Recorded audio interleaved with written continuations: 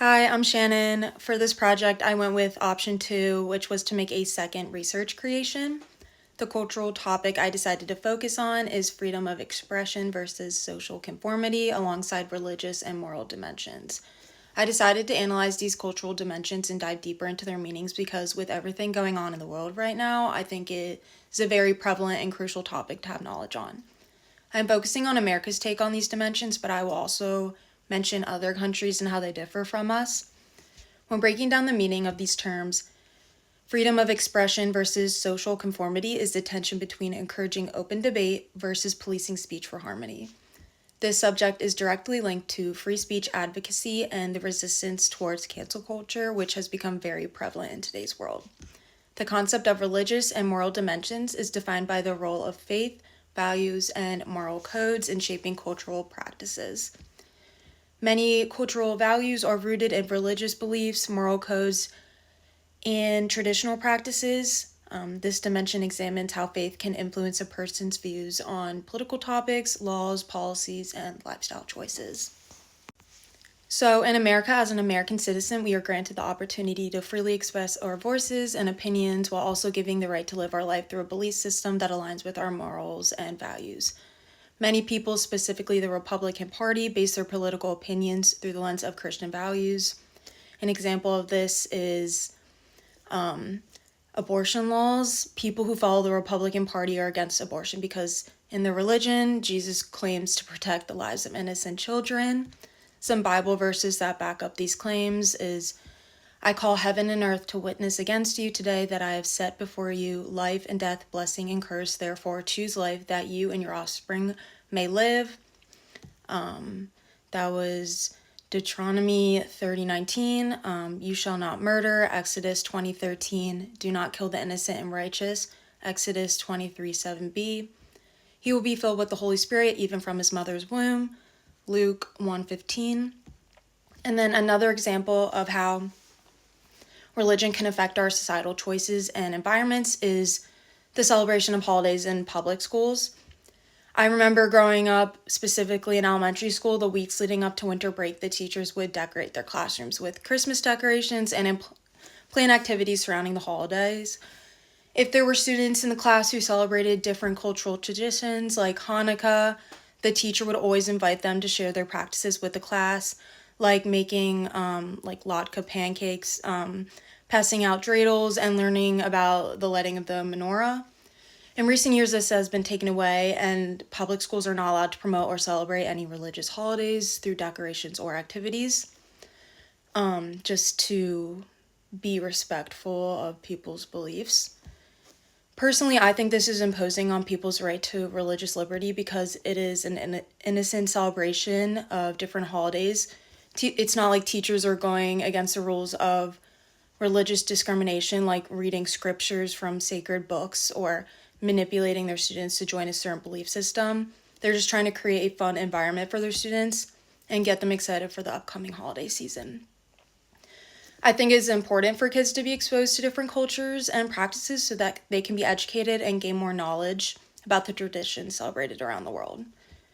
Many parents feel uncomfortable with their kids being in environments that celebrate numerous beliefs, which is why education systems, businesses, and other public establishments have to be very careful, neutral, and unbiased when discussing topics regarding religion and politics. There's become a large issue in America surrounding cultural differences and sheltering children from them. As we know, Americans have become very divided when it comes to certain beliefs and expressing them freely. When looking at the current war between Israel and Palestine, the people of America have separated into two groups, the pro-Palestine group and the pro-Israel group. This divide was created because of differing religious and moral beliefs and the separation of the Democratic and Republican parties. The majority of the people who are pro-Palestine are usually associated with the Democratic Party because of progressive politics, which is human rights and international law, the opposition of settlement expansion, so they oppose the expansion of Israel settlements in the West Bank, and the rightward shift in Israelite politics. So liberals have grown critical of Israel's right-leaning government. The majority of the Republican Party supports Israel due to the strategic and security alliance. So Republicans value national defense, and Israel strengthens our security against terrorist states and terrorist groups like Iran. Shared political values, like I said, they are more right-leaning when it comes to their government and religious influence. Christians believe that the biblical agreement with Jewish people should be honored and that Israel's prophecy plays a role in Christian theology. Although both parties have the right to freely express their opinions on the war and pick a side, it always seems to end in conflict, and one group is always going to be offended by the other. Some assassinations throughout American history for using their First Amendment right regarding freedom of speech and religious liberty include Martin Luther King, John F. Kennedy, Abraham Lincoln, James A. Garfield, William McKinley, and then there were failed attempts, so Donald Trump, Ronald Reagan, and Theodore Roosevelt all got injured but lived, and Charlie Kirk was recently assassinated. The First Amendment was approved on December 15th, 1971, which stated, "Congress shall make no law respecting an establishment of religion or prohibiting the free exercise thereof or abridging the freedom of speech or of the press or of the right of the people peaceably to assemble and to petition the government for redress of grievances." So throughout history in America, we have had 4 presidents assassinated and 3 failed assassination attempts on presidents, the most recent being Donald Trump during an election rally in Butler, Pennsylvania. And the 2 major non-presidential assassinations that occurred include Martin Luther King and Charlie Kirk. As we can see, even though we have the right to express our opinions on political views and religious beliefs, your freedom and will to live can still be taken from you. As the years go on and generations change, it seems that as a nation we increasingly become less welcoming to the First Amendment and idea of open debate. The amount of violence and protests that occur regarding societal issues have caused a large split between American citizens, evoking anger and resentment towards each other. The cultural significance surrounding the creation of the Constitution was to bring strength and unity to America. So in 1777, the U.S. created the Articles of Confederation, which was the first governing document created for the newly independent United States. On March 4th, 1789, the U.S. Constitution ended up replacing the Articles of Confederation just to establish a stronger national government, prevent abuse of power, and protect human rights, and then to create a more stable nation. Starting in 1861, 11 southern U.S. states, technically 13, but 2 of them never formally succeeded, formed a breakaway republic where they went back to following the Articles of Confederation. The Confederacy refers to the Confederate States of America and was formed after Abraham Lincoln won the election. Lincoln's biggest goal was to abolish slavery and to stop it from expanding into new territories. The Confederacy was very against these propositions and decided to rebel against these new societal changes. During this time, the Confederate flag was created, which stood for slavery, racism, and white supremacy. These were the core values that this group followed. In the same year, 1861, the first 6 states that succeeded in the Confederacy decided to hold a meeting to form an official government for their group. They decided to elect Jefferson Davis as their leader due to his political background as a U.S. Senator and Secretary of War under President Franklin Pierce. He also served in the Mexican-American War. Although Davis held radical views that coincided with the Confederate belief system, he was primarily hoping for a military command position in the Confederate Army rather than a political leadership role. During the same year this group was formed, 1861, the Confederates initiated war with the Union soldiers in South Carolina just a month after Lincoln was elected into office.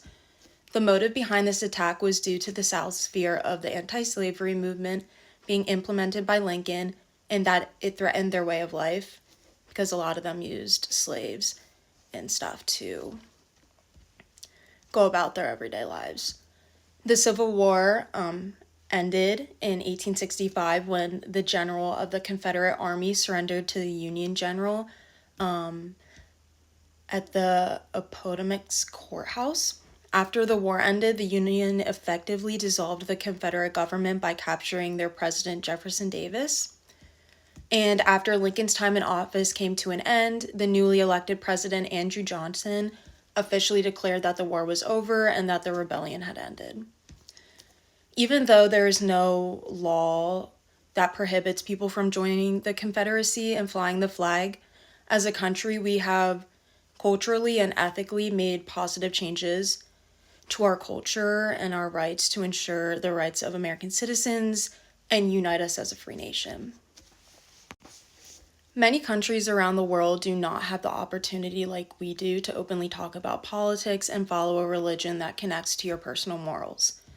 An example of this would be that North Korea governs their citizens under a dictatorship, which is led by Kim Jong-un. This country is not affiliated with any religious systems, and anybody who is caught practicing religion is punished with severe consequences like imprisonment, torture, and execution. The Workers' Party of Korea controls all institutions and enforces the ideology of Juche, Juche, which is centered around the Kim dynasty. Since this is a dictatorship, the people of North Korea are forced to participate in government-controlled organizations to ensure that there's no room for them to form differing opinions and alternative political views. Some other countries that have similar restrictions include Iran, Saudi Arabia, Afghanistan, like the Taliban, China, and Vietnam. Obviously, there are other countries and areas that have strict regulations. These were just like the big ones that I listed. And even though at times it may not seem like America is a free country and that the government isn't always on our side, but when comparing it to other countries, it can really open your eyes and show you how privileged we are to have freedom of speech and religious liberty. Since it was so recent and prevalent to this topic, I decided to touch on the death of Charlie Kirk and how it plays a large role in the cultural dimensions regarding freedom of expression versus social conformity and religious and moral dimensions. So a little background on Charlie is that he decided to not attend college and devote his life to political activism. At just 18 years old, he co-founded Turning Point USA, which is a conservative nonprofit organization that focuses on open debates at universities and college campuses across the United States. He has also published numerous books, hosted the Charlie Kirk Show, and was a large supporter of Trump and his MAGA movement. He also was married with 2 kids. Charlie gave this new generation of students an opportunity to participate in open debate on politics and religion. These debates were used as a way for him to educate people on why he follows conservative values and to promote the following of Jesus Christ. Even though Charlie was just practicing his First Amendment rights and devoting his life to help better educate the future of our nation, he was tragically killed on September 10th during one of his Turning Points events at Utah Valley University. As an American, Charlie had a choice. He could have taken the path towards social conformity and keep his opinions neutral to appeal to the public and avoid controversy, but he decided to use his platform to advocate for freedom of expression and vocalize his religious and moral dimensions. The man who shot Charlie disagreed with his political views and ultimately just took away his First Amendment rights.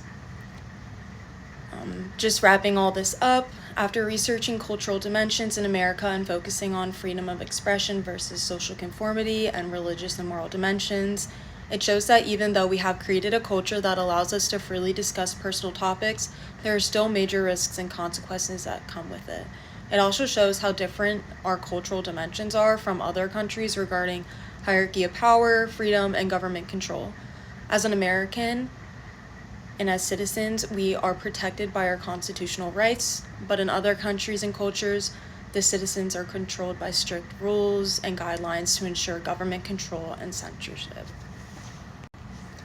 So some of the sources I used, the first one was from the syllabus, the reading Difference Matters, Communicating Social Identity by Allen. Then the next one was Scriptures Advocating for the Preborn by Focus on the Family Advocacy Team. The next one was Constitutional Amendments, Amendment 1, The Freedom of Speech by the Ronald Reagan Presidential Library and Museum. And then lastly, the U.S. Department of State 2023 Report on International Religious Freedom of North Korea. So just to describe the collage I made, I just put some of the people listed in the paper. So we have Donald Trump after he got shot, Martin Luther King, John F. Kennedy, Charlie Kirk, and Abraham Lincoln. I also put the First Amendment part of the Constitution in the corner, the American flag in the other corner, and then scattered across the top are just different religious symbols that are practiced throughout America. I just think this collage brings together all the elements that I talked about in the paper and shows the cultural dimensions that I was describing.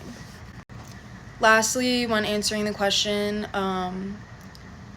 describing the process of research creation and what it enabled me to do, it allowed me to further my knowledge on different cultural dimensions, not only in America but in other countries, and how much they differ from each other. I enjoyed reading about the different ways governments run their nations and how freedom of speech and religious liberty isn't a luxury everyone gets. So I am grateful for the rights that we have here in America, but it's also sad to see the censorship, control, and restrictions that other citizens of other countries have to go with on a daily basis. And it just shows you how different places can be.